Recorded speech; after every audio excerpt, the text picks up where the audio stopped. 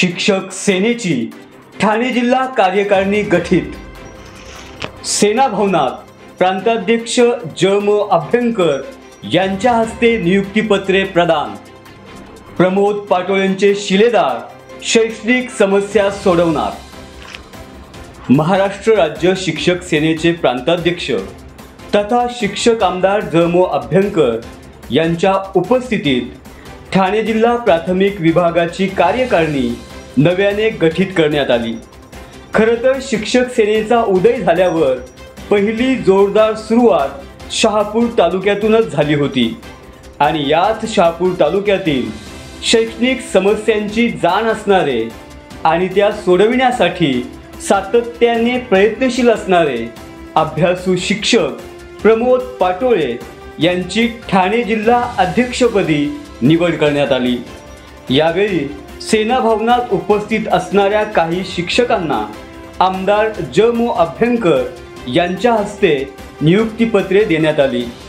ठाणे जिल्हा कार्याध्यक्षपदी नवनाथ पवार, संपर्क प्रमुखपदी राजेश वेखंडे, सरचिटणीसपदी आनंद सोनकांबळे, उमेश बेंडाळे, उपाध्यक्षपदी दीपक पाटील, जिल्हा समन्वयकपदी डॉक्टर मिलिंद कुमार सूर्यवंशी, प्रसिद्धी प्रमुखपदी संजय भोईर, राजकुमार पाटील, तर कार्यालयीन चिटणीस म्हणून कैलास धानके यांची निवड करण्यात आली। जिल्हा कार्यकारिणी सोबतच अनिल सांगळे यांची राज्य कार्यकारिणी सदस्य म्हणून निवड करण्यात आली।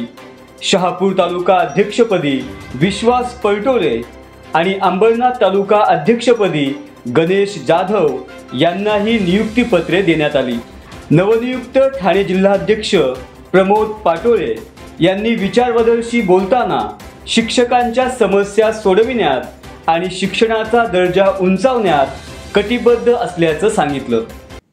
ठाणे जिल्ह्यामध्ये शिक्षकांचे अनेक प्रश्न प्रलंबित आहेत आणि ते सोडवण्यासाठी मी प्रामाणिक प्रयत्न करणार आहे। त्यामध्ये आज शिक्षकांना जवळजवळ 45 प्रकारची कामं ही ऑनलाईन कामं किंवा अशैक्षणिक कामं करावी लागत आहेत आणि आम्हाला शिकवू द्या, शिकवण्यासाठी आम्हाला वेळ मिळत नाही, त्यासाठी आम्हाला शिकवण्यासाठी वेळ द्या ही आर्त हाक आज शिक्षक मारत आहेत। परंतु प्रशासन दररोज काहीतरी नवीन परिपत्रक काढून शिक्षकांना अध्यापनापासून दूर ढकलत आहे असं वाटतंय आणि याला कुठेतरी न्याय मिळाला पाहिजे। शिक्षकांचे काही मूलभूत प्रश्न आहेत, ते प्रश्न सोडवण्यासाठी सुद्धा प्रयत्न होणे गरजेचं आहे।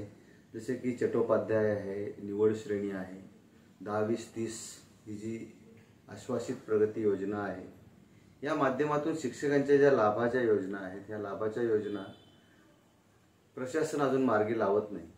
आज ठाणे जिल्ह्यामध्ये अनेक शाळा शिक्षकाविना आहेत, किंबहुना फक्त 2 शिक्षक 8वी पर्यंतचे वर्ग सांभाळत आहेत किंवा जास्त पटाच्या शाळेमध्ये एक शिक्षक काम करत आहेत। त्यासाठी शिक्षकांची नियुक्ती करून विद्यार्थ्यांना न्याय देण्याचं काम प्रशासनानं करायला पाहिजे। त्यासाठी पाठपुरावा करण्याची गरज आहे। धरणे आंदोलन, मोर्चा, जे पण यासाठी काही करावं लागेल त्यासाठी आपल्या सर्वांची सोबत मला मिळेल अशी मी या ठिकाणी अपेक्षा करतो। निश्चितपणे शिक्षकांच्या प्रश्नांना वाचा फोडण्यासाठी आपल्या सर्वांची सोबत मला लाभेल अशी अपेक्षा व्यक्त करून थांबतो। धन्यवाद। सत्य बातमीसाठी बातमी मागचं दडलेलं सत्य पाहण्याकरता अन्याय विरुद्ध प्रहार करणाऱ्या आपल्या विचारवादळ या वाहिनीला सबस्क्राईब करा। त्याच्या शेजारील बेल आयकॉनवर क्लिक करून त्याच्याच बाजूला असणाऱ्या ऑल नोटिफिकेशनला ऑन करा। धन्यवाद।